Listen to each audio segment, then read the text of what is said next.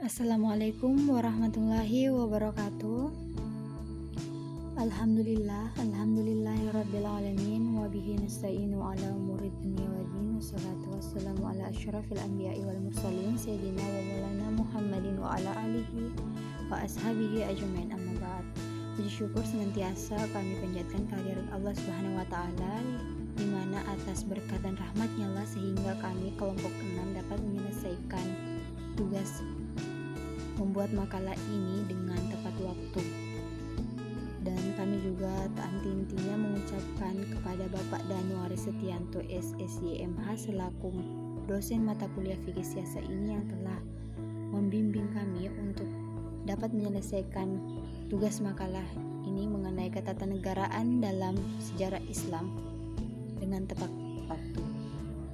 Adapun nama anggota yang pertama itu Diva Satria Putri Dinasti Wibisono dengan NIM 202111234, atau saya sendiri. Yang kedua Agustina Dika Widyastuti dengan NIM 202111248, dan yang ketiga Irfan Nistelrooy dengan NIM 202111264. Kami kelompok 6 akan membahas tentang praktik kenegaraan pada Bani Umayyah, Bani Abbasiyah hingga Turki Utsmani.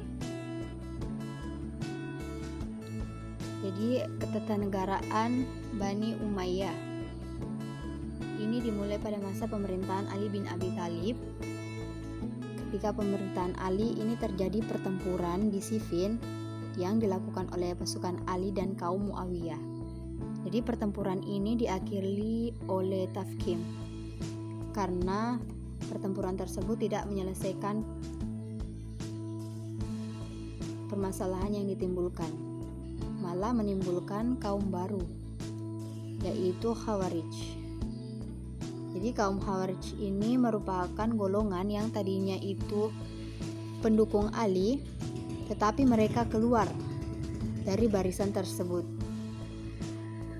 Jadi pada tahun 660 Masehi ini Ali meninggal dunia karena beliau terbunuh oleh salah satu pasukannya dari kaum Khawarij. Jadi dari peristiwa tersebut maka berakhirlah masa Khulafaur Rasyidin dan dimulailah masa pemerintahan Bani Umayyah. Jadi wafatnya Ali ini mengakibatkan munculnya dualisme kepemimpinan dalam Islam antara anak Hasan Ali, anak Ali yaitu Hasan dan Muawiyah. Tetapi posisi Hasan sangat lemah sehingga kekuasaan Muawiyah yang diakui. Kemudian golongan yang dipimpin oleh Muawiyah ini juga melakukan berbagai penyempurnaan di berbagai bidang seperti administrasi negara, perekonomian, serta kesejahteraan rakyat. Bidang birokrasi, golongan ini melakukan pembentukan pengawal pribadi khalifah yang biasa disebut dengan hajib. Jadi struktur pemerintahannya ini terdiri atas 5 departemen, yaitu militer, perpajakan, keuangan, surat menyurat, arsip, dokumentasi negara, serta layanan pos dan registrasi penduduk. Jadi departemen ini juga dipimpin oleh masing-masing khatib. Selanjutnya Khalifah Bani Umayyah. Ini khalifah-khalifah yang berperan pada masa Bani Umayyah. Ada Muawiyah bin Abi Sufyan, ada Yaziz bin Muawiyah, Muawiyah bin Yaziz, Marwan bin Hakam, Abdul Malik bin Marwan, Al-Walid bin Abdul Malik, Sulaiman bin Abdul Malik, Umar bin Abdul Aziz, Yaziz bin Abdul Malik, Al-Walid bin Yaziz, Yaziz bin Walid bin Yaziz, Ibrahim bin Walid bin Abdul Malik, dan yang terakhir Marwan bin Muhammad. Khalifah-khalifah ini juga mempunyai beberapa kebijakan, dan kebijakan bisa dilihat di makalah yang sudah di-share di grup.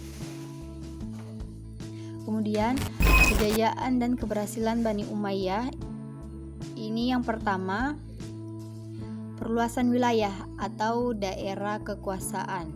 Yang kedua, pembangunan di berbagai bidang. Yang ketiga, mendirikan dinas pos dan tempat-tempat tertentu dengan menyediakan kuda yang lengkap dengan peralatannya. Yang keempat, menertibkan angkatan bersenjata dan mencetak mata uang. Yang kelima, melakukan pembenahan administrasi pemerintahan dan memberlakukan bahasa Arab sebagai bahasa resmi administrasi pemerintahan Islam. Selanjutnya itu membangun jalan raya, kemudian menyusun tata pemerintahan yang teratur, melakukan perkembangan keilmuan, berkembangnya musik, lagu, dan puisi. Selanjutnya mengembangkan ilmu seni membaca Al-Quran atau yang biasa disebut dengan ilmu qiraat. Selanjutnya dibukukannya ilmu tafsir oleh mujtahid. Kemudian Al-Quran dan hadis ini dijadikan sebagai dasar fiqh Islam. Berkembangnya ilmu nahwu, usaha penterjemahan, berkembangnya seni arsitektur, dan berkembangnya ilmu geografi.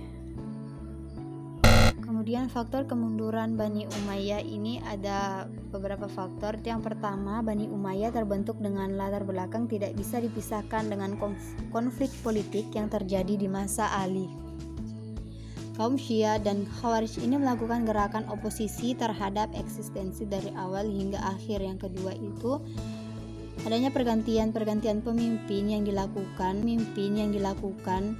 dengan cara melihat garis keturunan, yaitu sesuatu yang baru dari tradisi Arab yang lebih menekankan aspek senioritas. Jadi pergantian khalifah ini yang dilakukan dengan cara yang tidak jelas ini menimbulkan persaingan yang tidak sehat di antara lingkungan keluarga di istana.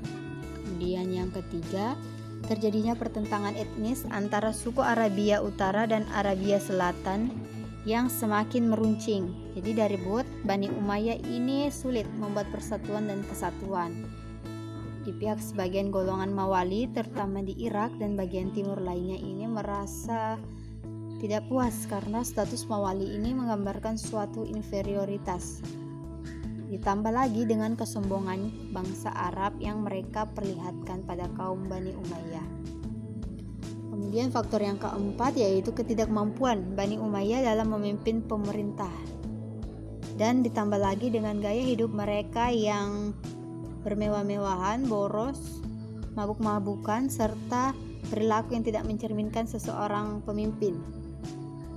Dan banyak anggotanya merasa kecewa pada khalifah karena khalifah tidak paham terhadap agama. Dan yang terakhir yaitu munculnya kekuatan baru yang dipelopori oleh keturunan Al-Abbas bin Abdul Al-Muthalib. Selain itu, gerakan tersebut mendapat dukungan dari Bani Hashim, golongan Syiah dan kaum Mawali yang sangat kecewa dengan kepemimpinan Bani Umayyah. Oke, mungkin itu saja yang dapat saya sampaikan mengenai ketatanegaraan pada Bani Umayyah. Selanjutnya materi selanjutnya akan dijelaskan oleh teman kelompok saya kepada Irfan Stilroy. Waktu dan tempatnya dipersilahkan. Selanjutnya, sejarah berdirinya Daulah Abbasiyah. Awal mula berdirinya Daulah Abbasiyah ini berawal dari merapuhnya sistem internal penguasa Daulah Umayyah yang berakhir pada runtuhnya Daulah Umayyah di Damaskus. Maka untuk menggantikannya dalam memimpin umat Islam yakni berasal dari kalangan Bani Abbasiyah, sebab mereka adalah cabang dari Bani Hashim yang secara nasab dekat dengan Nabi Muhammad SAW. Dengan mereka merasa lebih layak akan hal itu. Nama Abbasiyah sendiri diambil dari nama salah satu paman Nabi Muhammad SAW, yakni Al-Abbas Al-Muttalib bin Hashim. Daulah ini didirikan oleh Abu Dawlah Al-Safa itu Muhammad bin Halim bin Abdullah bin Al-Abbas. Menurut orang-orang Abbasiyah, orang Umayyah dengan cara paksa menguasai Khalifah melalui terjadi perang sifil. Periode pemerintahan Daulah Abbasiyah. 1. Persia pertama 132 Hijriah atau 750 Masehi sampai dengan 232 Hijriah sampai 487 Masehi.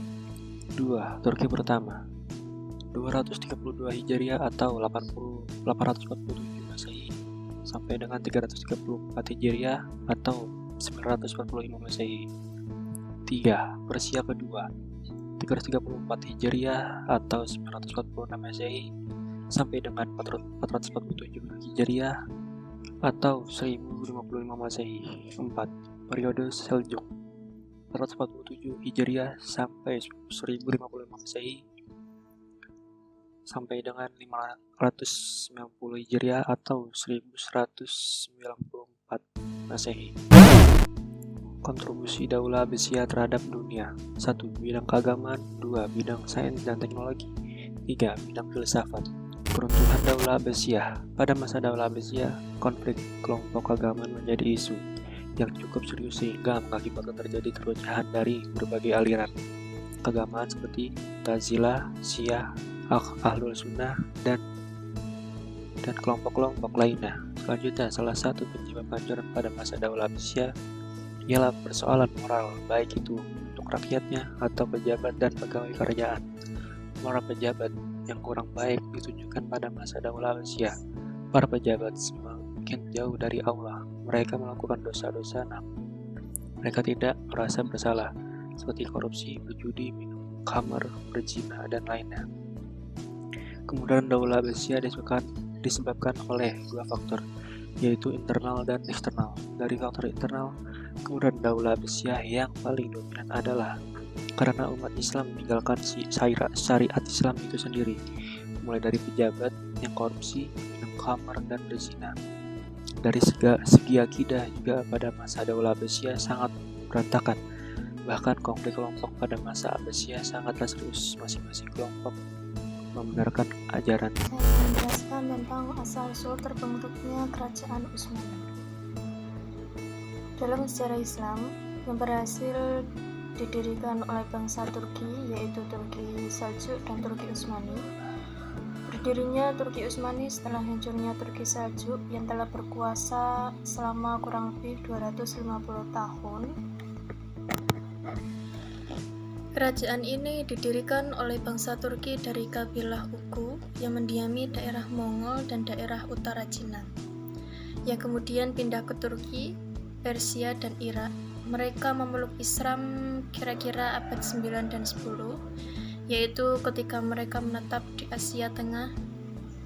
Hal ini karena mereka bertetangga dengan dinasti Samani dan dinasti Ghazwani. Karena tekanan-tekanan bangsa Mongol, mereka mencari perlindungan kepada saudara perempuannya, yaitu dinasti Seljuk. Seljuk ketika itu di bawah kekuasaan Sultan Alauddin Kaykobat Entrogol, yang merupakan pimpinan Turki Utsmani pada waktu itu, berhasil membantu Sultan Seljuk dalam menghadapi Bizantium. Atas jasa inilah ia mendapat penghargaan dari Sultan berupa sebidang tanah di Asia Kecil yang berbatasan dengan Bizantium. Sejak saat itu, mereka terus membina wilayah barunya dan memiliki Sukut sebagai ibu kota. Selain itu, Entrogol juga diberikan wewenang untuk memperluas wilayahnya. Kemajuan Turki Utsmani. Perkembangan ekspansi Turki Utsmani yang sangat luas diikuti dengan kemajuan di berbagai bidang seperti bidang kemiliteran dan pemerintahan.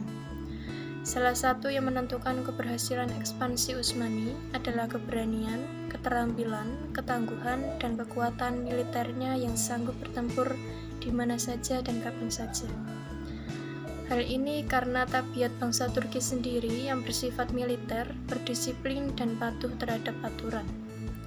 Selain itu, keberhasilan ekspansinya juga didukung oleh terciptanya jaringan pemerintahan yang teratur dalam struktur pemerintahan. Sultan sebagai penguasa tertinggi dibantu oleh Syed al-Azham yang membawai pasha. Di bawah gubernur terdapat al-Awaliyah. Untuk mengatur pemerintahan urusan negara dibentuk undang-undang pada masa Sulaiman I yang disebut Multaqa al-Abhur. Kemunduran dan kehancuran Turki Utsmani. Pemerintahan Sultan Turki yang ke-10, yaitu Sulaiman, merupakan masa pemerintahan terpanjang dibandingkan dengan sultan-sultan lainnya. Selama pemerintahannya, berhasil meraih kesuksesan dengan masuknya beberapa wilayah negara besar Turki. Bahkan mempersatukan umat Islam dengan non-Muslim di bawah kekuasaannya. Namun, di sisi lain, tanda-tanda keruntuhan juga sudah mulai muncul ke permukaan. Pandangan tersebut lebih disebabkan oleh ketergantungan kerajaan ini kepada kesinambungan kekuatan politik seorang sultan. Faktor-faktor penyebab hancurnya Turki Utsmani. Yang pertama, kelemahan para sultan dan sistem birokrasi. Yang kedua, kemerosotan kondisi sosial. Dan yang ketiga, munculnya kekuatan Taliban. Terima kasih.